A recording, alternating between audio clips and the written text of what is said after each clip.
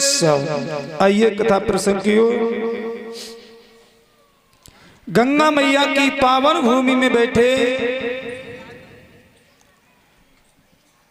उत्तरानंदन महाराज परीक्षित के लिए व्यास नंदन श्री सुखदेव जी भगवान की पावनमयी कथाओं का रसास्वादन करा रहे हैं। श्री सुखदेव जी कहते हैं, हे महाराज परीक्षित, आपको श्रृंगी ऋषि का आश्राप लगा है। मैंने कल बताया कथा तो केवल 7 दिन की होती है महाराज,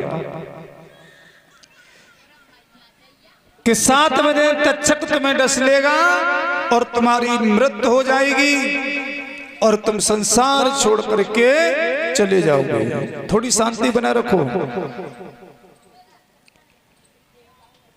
उसी समय महाराज परीक्षित ने महात्मा सुखदेव जी के दोनों हाथ जोड़े और कहा, गुरुदेव,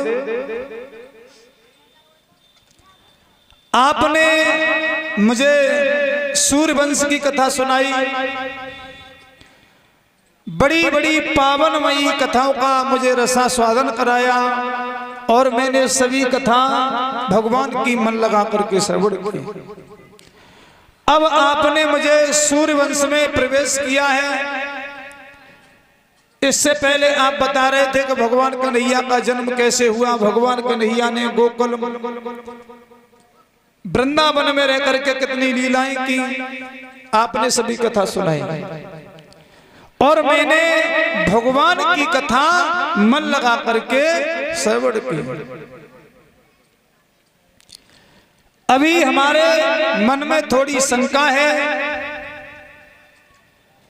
कि कल भगवान योगी राज श्री कृष्ण ने और गोवर्धन पहाड़ का पूजन कराया। इसके बाद अभी शास्त्री जी के मुखारबंद से आप भगवान की कथा श्रवण कर रहे थे और भी लीलाएं दिखाई मैंने सभी कथा।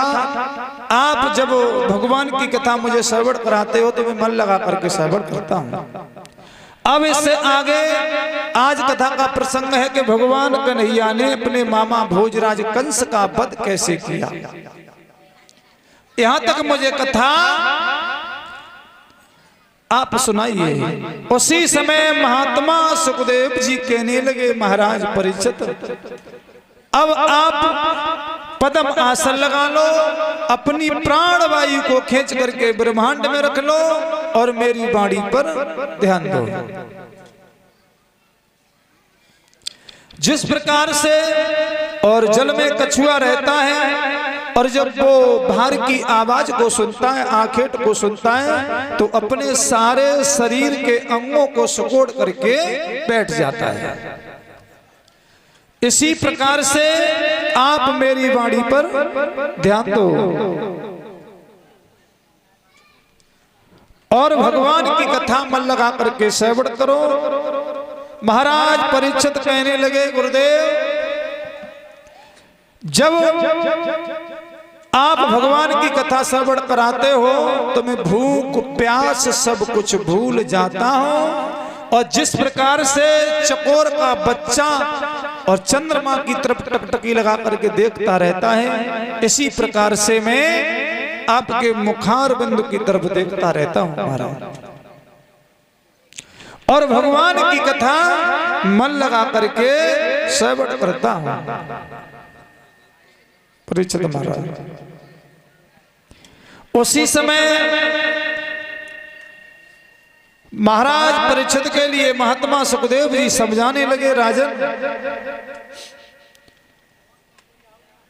ये जो आप सुन रहे हैं मैं श्रीमद् भागवत महापुराण का आपको रसास्वादन करा रहे हैं।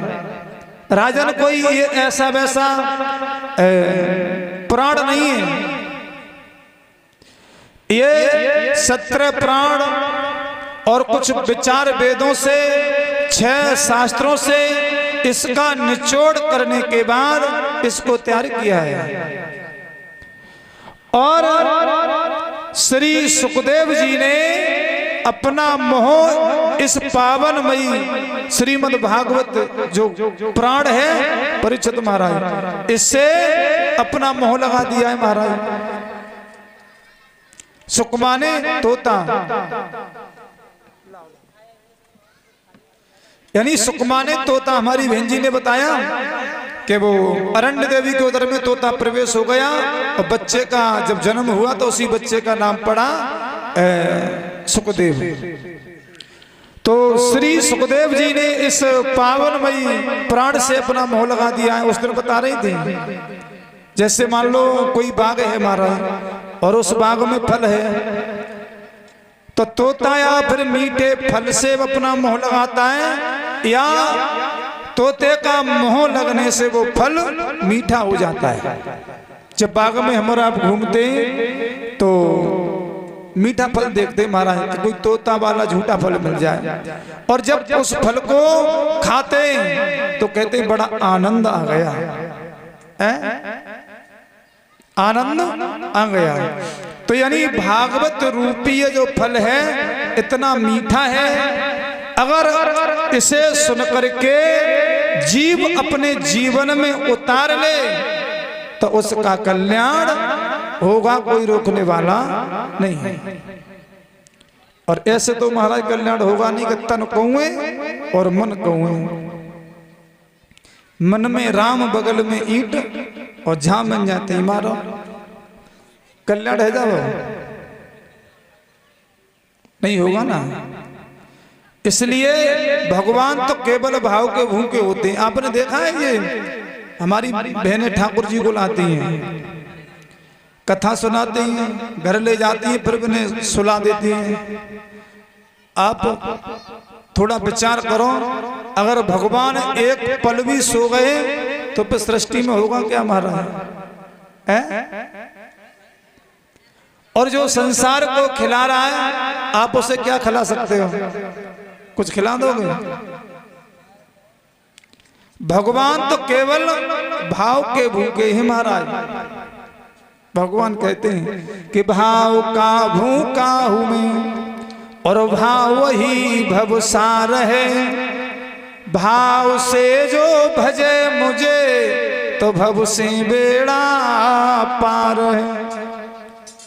भगवान को तो केवल भाव चाहिए कि, और भाव है महाराज कि भावना में भाव नहीं, तुम्हारे अंदर भावना है, और अगर भाव नहीं है कि भावना में भाव नहीं, अब यहां 10 किलो गेहूं ले आओ और 100 रुपये ले आओ, विचार करते आओ, चलो द्याओ का है, द्याओ का है, कल्याण हो जाएगा महाराज। केवल भाव होना चाहिए, जो करना है वो करना है। कि भावना में भाव नहीं तो भावना बेकार है, झूठे की नैया डूब गई और सत्य का बेड़ा पार है।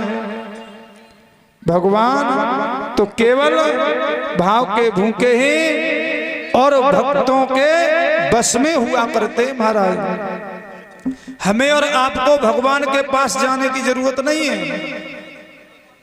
स्वयं भक्तों के पास भगवान चल करके आते हैं। एक बात याद आ गई महाराज, वैसे कथा तो आप रोज सुन रहे हो, सुन रही हो मैया ना, अच्छे अच्छे व्यास भी आ रहे हैं। देखिए एक गांव में एक माथी माँ, उनके पति संसार छोड़ के चले गए। ये बच्चे क्या शोर मचा रहे हैं? अब वो एक बच्चा है और वो माँ रह गई अकेली। माँ अपने बच्चे का पालन पोषण करती है महाराज।